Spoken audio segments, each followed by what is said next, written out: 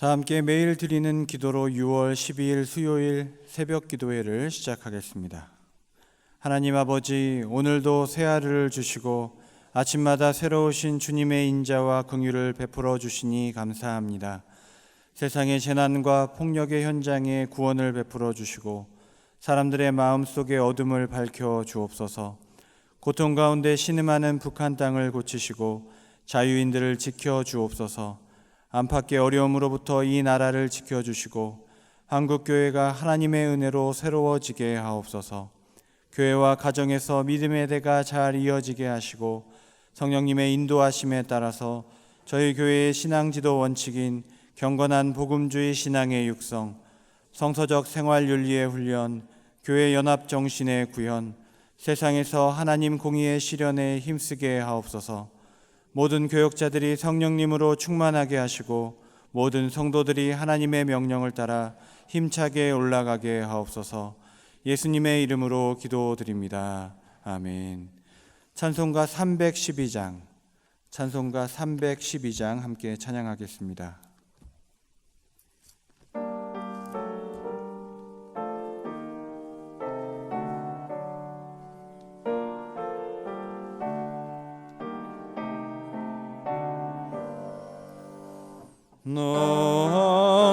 하나님께 이끌리어 일평생 주만 바라면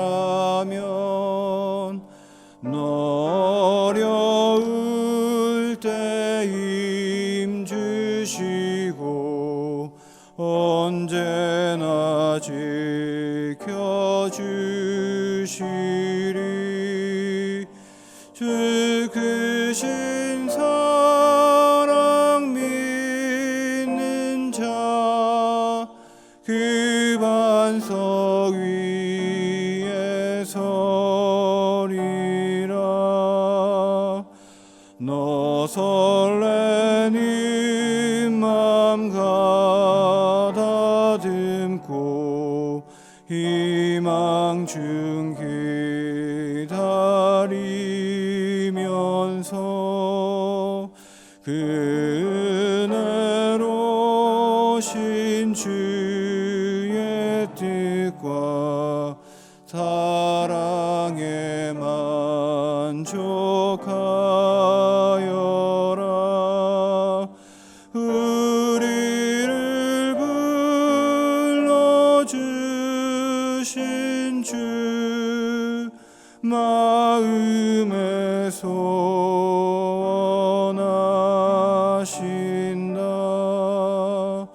주 찬양하고 기도하며 내 본분 힘써 다하라. 주 약속하신 모든 은혜 내게서 이루어지리라. 참되고 의지하는 자 주께서 기억하시리. 아멘.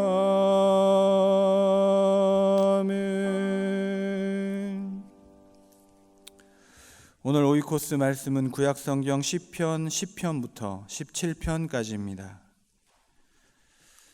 오늘 하나님께서 우리에게 주시는 말씀 구약성경 시편 16편 8절 말씀입니다. 구약성경 시편 16편 8절 말씀입니다.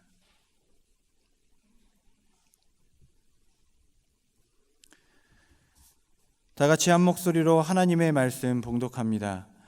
내가 여호와를 항상 내 앞에 모시며 그가 나의 오른쪽에 계심으로 내가 흔들리지 아니하리로다. 아멘. 오늘 오이코스 본문인 시편부터 17편까지는 모두 다윗의 시편입니다. 다윗의 삶을 가만히 생각해 보면 그의 삶은 결코 완벽한 삶은 아니었습니다. 그럼에도 성경은 그를 하나님 마음에 합한 사람이다라고 평가하고 있습니다. 그는 실수가 없는 사람이 아니었습니다. 그런데 그는 하나님 앞에 영원한 나라를 약속받고 하나님을 향한 그 신실한 마음 때문에 솔로몬이 그 영광을 누리게 되었습니다. 그의 삶은 넘어질 수밖에 없는 역경과 고난의 삶이었음에도 불구하고 과연 그의 승리의 비결은 무엇이었을까? 오늘 이 본문을 통해서 다윗의 영적 승리의 비결을 한번 살펴보기를 원합니다. 오늘 본문 말씀 시편 16편 8절은 내가라는 단어로 시작하고 있습니다. 다윗의 많은 시들이 나로부터 시작합니다. 내가 전심으로 여호와께 피하오니 나의 하나님 여호와여 내가 여호와께 감사하오니 8절에도 한 절에 불과하지만 나라는 단어가 4번이나 등장하고 있습니다. 내가 내 앞에 나의 오른쪽에 내가 흔들리지 아니하리로다. 다윗의 이 고백은 나로부터 시작하는 나의 입술의 고백이라는 것입니다. 여기에 시편에 독특한 은혜가 있습니다. 모세오경은요, 하나님으로부터 시작하는 위로부터의 계시입니다. 그런데 이 시편은 나로부터 시작하는 아래로부터의 계시라는 것입니다. 시내산에서 하나님께서 해주시는 말씀을 받아 적은 것도 계시요 하나님을 드러내는 것이 되지만 내가 괴로워서 하나님 앞에 드려지는 나의 탄식이, 내가 기쁨 가운데 하나님께 올려지는 나의 노래가, 누군가에게 전하기 위한 나의 교훈이, 그리고 아가서 같은 경우에는 하나님도 아니고 어떤 한 여인을 향한 사랑의 고백이 하나님을 드러내는 계시의 말씀이 된다는 것입니다. 나의 입술의 고백이 하나님을 드러내는 거룩한 말씀이 되어서 우리 눈앞에 시편이라는 형태로 나타나 있다는 것입니다. 피조물인 인간이 할 수 있는 일 중에 이보다 위대한 일이 있을까라는 생각이 듭니다. 우리의 노래, 우리의 고백, 우리의 교훈, 우리의 고백들이 하나님을 드러낸다는 것입니다. 우리가 왜 찬양하고 왜 기도해야 합니까? 여러 가지 이유가 있겠지만 시편을 의지한다면 이렇게 이야기할 수 있습니다. 우리의 입술의 고백을 통해서 하나님이 드러나십니다.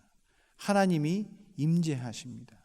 그렇기 때문에 우리는 입술을 열어 하나님 앞에 나아가고 기도하고 찬양해야 한다는 것입니다. 이것은 나를 위해서이기도 하지만 하나님께서 우리에게 주신 사명이기도 합니다. 우리의 입술을 통해서 하나님 드러나실 것입니다. 우리의 입술을 통해서 하나님이 전해집니다. 그리고 그 입술의 고백과 하나님의 임재가 우리의 승리의 비결이 된다는 것입니다. 나라는 단어 이후에 이런 고백이 이어집니다. 여호와를 항상 내 앞에, 하나님을 항상 내 앞에. 이런 그림일 것입니다. 하나님께서 내 앞에서 걸어가십니다. 나는 그 길이 다 보이지 않고 다 알지 못하지만 하나님의 뒷모습을 보고 한 걸음 한 걸음 따라가는 그런 모습입니다. 다윗의 영적 승리의 비결이 여기 있는 것 같습니다. 다윗의 하나님은 멀리서 손을 흔들어 주시는 하나님이 아니라 내 바로 앞에 계시는 하나님입니다.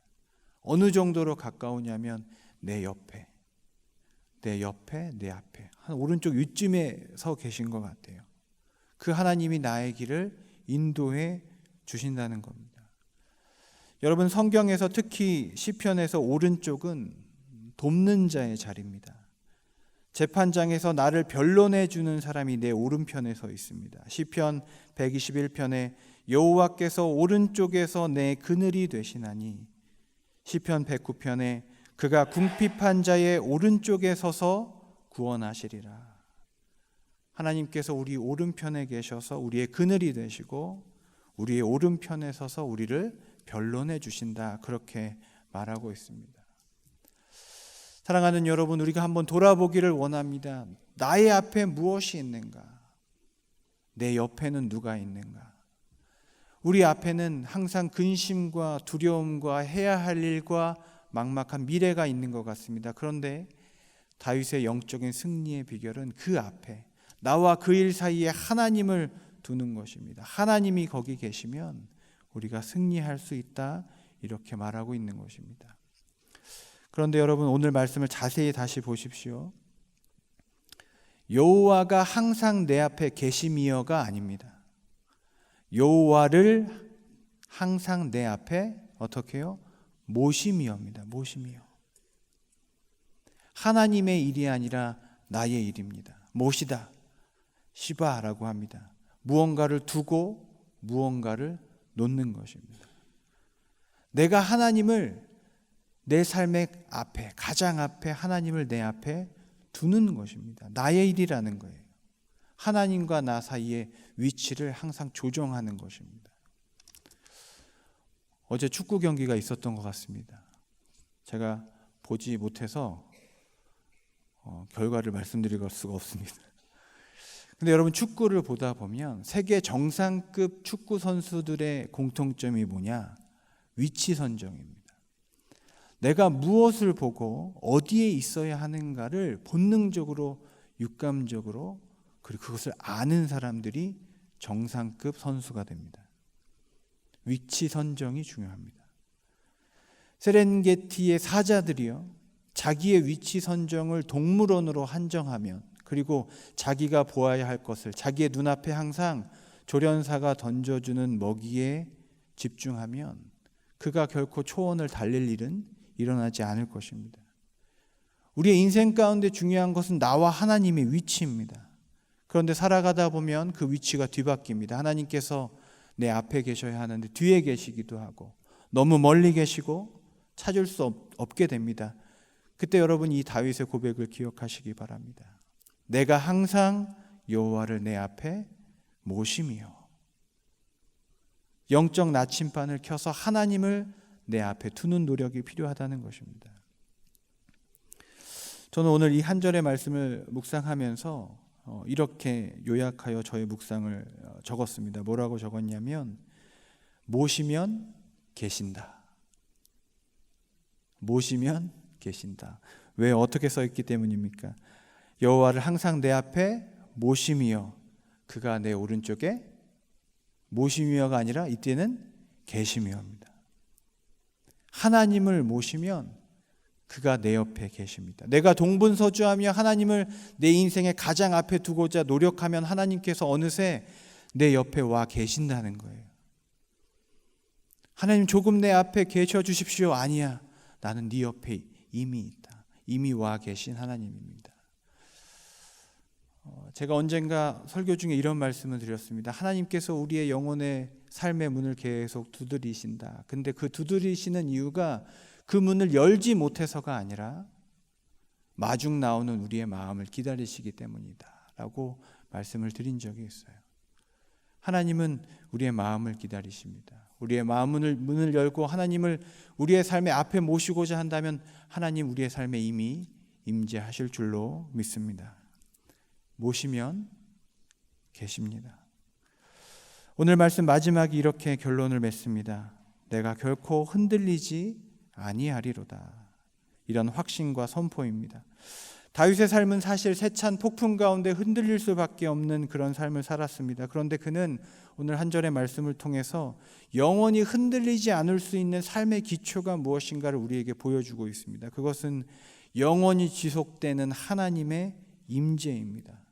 원거리 임재가 아니라 초밀접 임재예요.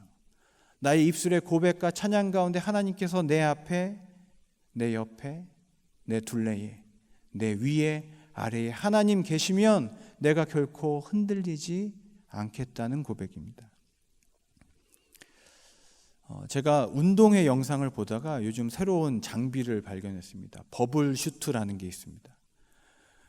거대한 공인데요, 그 안에 사람이 들어가서 입고 나면 온 몸을 그 공기가 둘러쌉니다. 하나의 큰 공이 되는 거죠. 그러면 그 옷을 입고 볼링도 하고요, 또 축구도 합니다.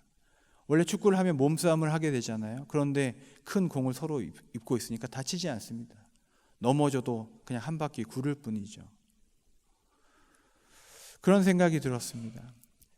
한갓 공기조차도 내 둘레에 이렇게 임재를 붙들어 두니까 그 전투와 같은 것들이 게임이 되었습니다. 모두 즐거워합니다. 하물며 온 만물을 창조하신 하나님께서 내 둘레에 임재하여 계신다면 이 전쟁과 같은 우리의 삶이 하나의 게임과 즐거움이 되지 않을까, 그런 묵상을 하게 됩니다. 한 시인이 이런 문장을 썼습니다. 살아봐야지 쓰러지는 법이 없는 둥근 공처럼. 살아봐야지 쓰러지는 법이 없는 둥근 공처럼. 여러분, 공에게 쓰러진다는 개념이 있을까요? 없습니다. 떨어지면 튀어오를 뿐입니다. 공은 항상 움직일 준비가 되었습니다. 그래서 그 공에게 오는 모든 충격은 움직일 수 있는 기회가 됩니다. 하나님의 임재 가운데 둘러싸여 있는 사람의 삶이 그럴 것 같습니다. 어떤 충격이든 어떤 자극이든 하나님과 함께 움직일 때가 되었구나 라는 기회로 받아들이고 또 그렇게 하나님과 함께 전진할 수 있을 것입니다. 오늘 다윗이 고난 가운데 흔들리지 않고 끝까지 승리할 수 있었던 비결이 여기 있습니다. 내가 여호와를 항상 내 앞에 모시며 그가 나의 오른쪽에 계심으로 내가 흔들리지 아니하리로다.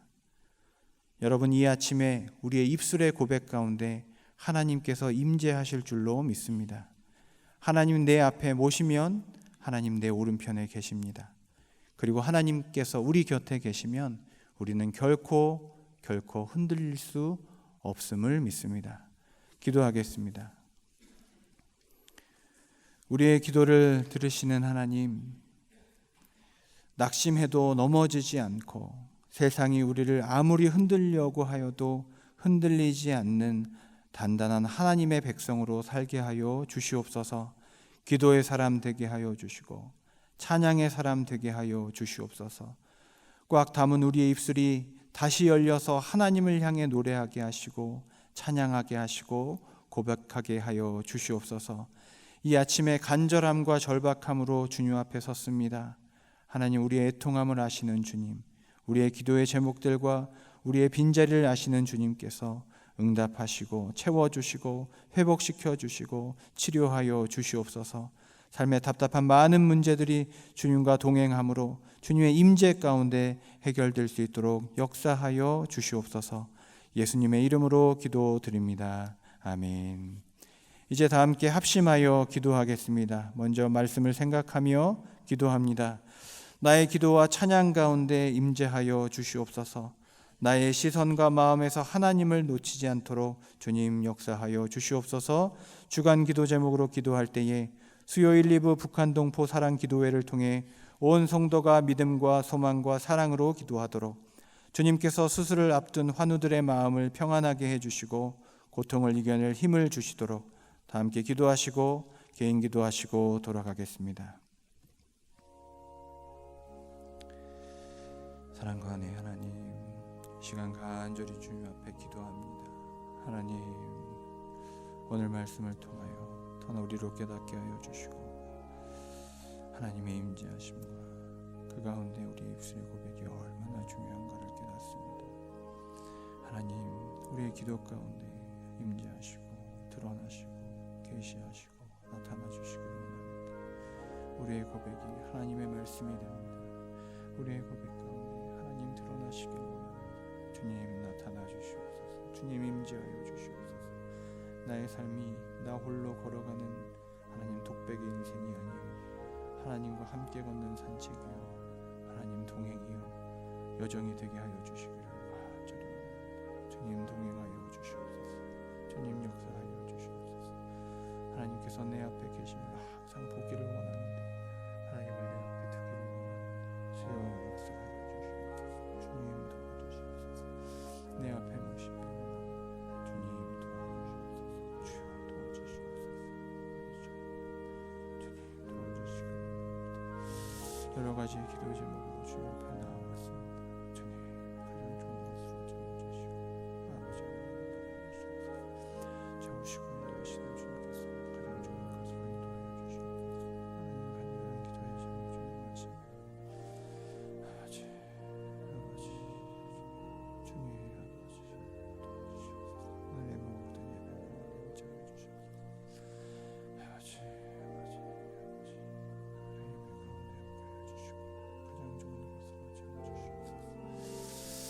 주님께서 아버지 오늘 수술받던 환우들이 있습니다. 아버지 질병으로 여러 가지 고통으로 아버지 마음에 아버지 어려움으로 있는 우리 환우분들을 지켜서 아버지 하나님 만져주시고 회복시켜 주시옵소서. 그 모든 고통을 견디실 수 있도록 주님 역사